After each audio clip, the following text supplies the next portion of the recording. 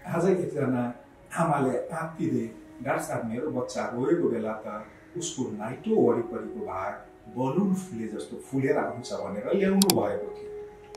बच्चा रोएको बेला उसको पेटभित्रको प्रेसर बढेर आउँछ र नाइटो वरिपरिको भाग अलिकति फुलेर बाहिर निस्किन्छ।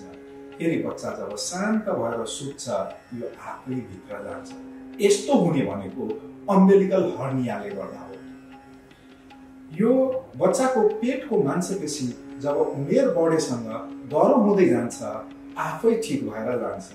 1 देखि 2 वर्षसम्म यो आफै ठिक भएर जान्छ। यसमा दुखाइ पनि हुँदैन। कतिपय आमाहरूले यसमा सिक्काले टेप लाएर ल्याउनुहुन्छ। त्यो केही गर्न जरुरी छैन। 1 देखि 2 वर्षसम्म यो आफै हराएर जान्छ। तर 2 वर्षसम्म पनि यो हराएर गएन। यो भित्र थिच्दा पनि भित्र जाँदैन।